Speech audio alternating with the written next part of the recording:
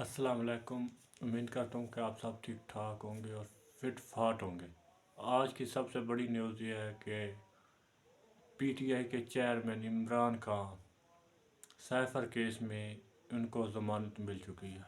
सबसे बड़ी और गुड न्यूज़, पीटीआई के चेयरमैन इमरान खान को साइफर केस में ज़मानत मिल चुकी है। वो चंद ही दिन में इंशाल्लाह रिहा हो जाएंगे। और दूसरी जो सबसे आज बड़ी न्यूज़ होगी, वो जिसका डर था वही हुआ। नवाज शरीफ की नाअहली ख़त्म। सुप्रीम कोर्ट ने आज कानून की धज्जियां उड़ा दी।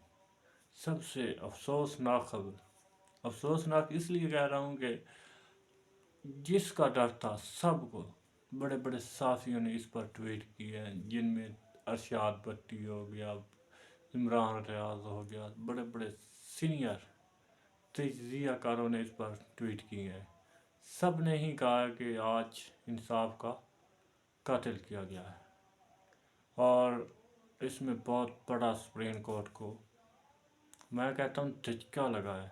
वैसे उन्होंने बहुत बड़ा दलेरी वाला फैसला किया, वैसे पूरी दुनिया में इनका सुप्रीम कोर्ट का नाम बदनाम हो गया पाकिस्तान का। और पहली न्यूज़ पर चलते हैं। जो इमरान खान अल्हम्दुलिल्लाह साइफर केस में कामयाब हो गए। अब साइफर केस ख़त्म। जिस तरह तौशिया खाना गढ़ी ये वो ख़त्म, इस तरह ये भी ख़त्म। इंशाल्लाह चंद दिनों में आज़ाद हो जाएंगे। मुचल के जमा हो चुके हैं। अब इमरान खान अडयाला जेल में साइफर केस में आज़ाद है। आज़ाद उम्मीदवार की तरह वो अपनी ज़िंदगी जिएंगे, जितनी भी 10 दिन 5 दिन जितना भी होगा। और इसमें एक दो और केस भी हैं, छोटे छोटे केस हैं। इंशाल्लाह मैं आपको बताया था कि 15 जनवरी से पहले पहले इमरान खान की रिहाई कन्फर्म है और अल्हम्दुलिल्लाह उस पर उतरने पूरा जो प्रोग्राम है उसी सिमत जा रहा है। तो पीटीआई के लिए सबसे बड़ी न्यूज़, क्योंकि इलेक्शन के दिनों में अगर इमरान खान वापस आ जाए तो और क्या चीज़ चाहिए। और दूसरे नंबर पर पीटीआई अपने मेम्बरान को, जो भी एमपी एमएन को टिकट भी तकसीम करेगी। आज करनी थी, आज नहीं कर रहे। वो कह रहे हैं कि ज़राए के मुताबिक 12 जनवरी तक कन्फर्म हो जाएंगे। और 15 जनवरी के पहले इमरान खान अगर रिहा हो जाते हैं तो वो सिर को दाब डिवाइड करेंगे, तकसीम करेंगे टिकट्स, और पीटीआई को तो बहुत बड़ी कामयाबी मिलेगी।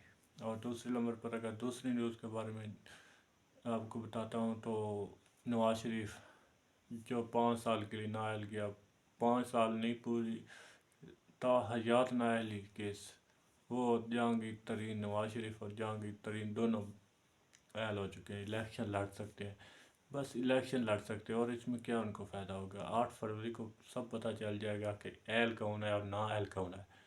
अहल है तब भी पता चलेगा, ना अहल है तब भी पता चलेगा।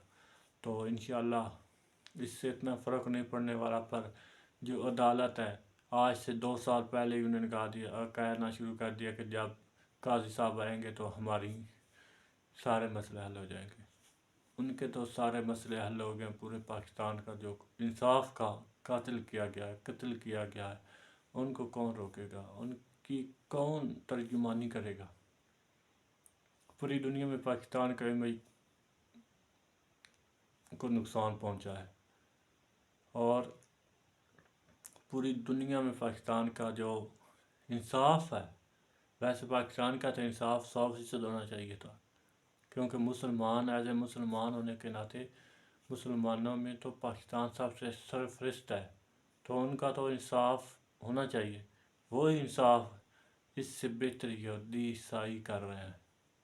पाकिस्तान 130 नंबर पर है इंसाफ, और दूसरे बड़े बड़े जो ममालिक है वो नंबर 1 है।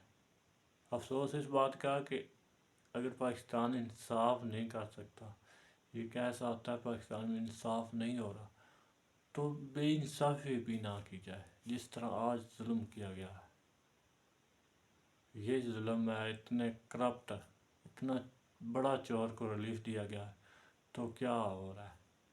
अगर आपको ये अच्छी न्यूज़ लगी है तो लाइक शेयर एंड कमेंट्स करना। اللہ حافظ، پاکستان زندہ باد۔